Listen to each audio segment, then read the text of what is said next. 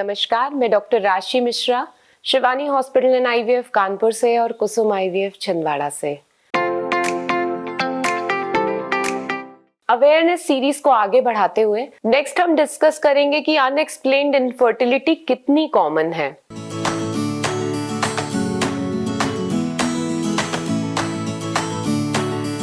ऐसे देखा जाए तो पॉपुलेशन में 10% पेशेंट्स को इनफर्टिलिटी होती है। एक साल यदि ट्राई करेंगे तो 90 लोगों को प्रेगनेंसी आ जाएगी, 10 लोगों को प्रेगनेंसी नहीं होगी। इन 10 लोगों में 30 to 40% लोगों के साथ अनएक्सप्लेन्ड इनफर्टिलिटी की प्रॉब्लम होती है। इनमें कोई कारण नहीं मिलता है कि प्रेगनेंसी क्यों नहीं हो रही। तो अब हम आगे डिस्कस करेंगे कि क्या है एक्चुअली कारण जिसकी वजह से ये अनएक्सप्लेन्ड इनफर्टिलिटी होती है।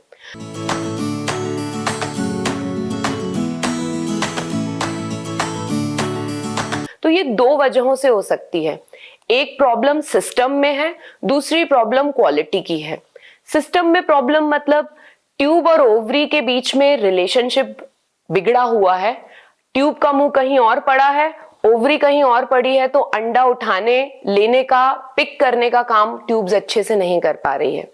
HSG में एक्सरे में ट्यूब ओपन आएंगी क्योंकि एक्सरे में ओवरी नहीं दिखाई देती है, लेकिन प्रेगनेंसी नहीं हो रही है। इसके अलावा ट्यूब के फंक्शंस खराब हो रखे हैं, अंदर के सीलिया डैमेज हो चुके हैं, जिसकी वजह से बना बच्चा ट्यूब के बाहरी हिस्से से यूट्रस तक के ट्रांसफर नहीं हो पा रहा है। तीसरी चीज होती है surface endometriosis. Stage 1 stage 2 endometriosis में ट्यूब अपना पिक करने का काम, ट्रांसपोर्ट की चीजें नहीं करा पाती है। एग फूटने में दिक्कत होता है। कई बार साइकिल्स में एग नहीं रिलीज हो रहा है, कई साइकिल्स में रिलीज हो रहा है।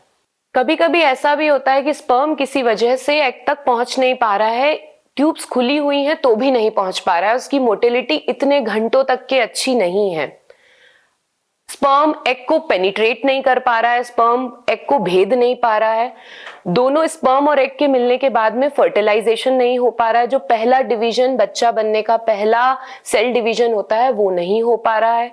इसके अलावा जो फर्टिलाइजेशन हुआ है वो ट्रांसपोर्ट नहीं होने में दिक्कत हो, या यूट्रस में आने के बाद में उसका इम्प्लांटेशन मतलब भ्रूण का यूट्रस में स्थापित होने में दिक्कत हो रही है, यूट्रस उसको एक्सेप्ट नहीं कर रहा है। मतलब ये किसी भी लेवल पे हो सकता है। स्पर्म के ट्रांसपोर्ट, बच्चे के बनने, बच्चे के ट्रांसपोर्ट और बच्चे के यूट्रस में जुड़ने के लेवल पे, ये सारी ही चीजें डायग्नोस कर पाना मुश्किल है, बिकॉज ये सारी चीजें माइक्रोस्कोपिक हैं और ये हमारे पेट के अंदर हो रही हैं।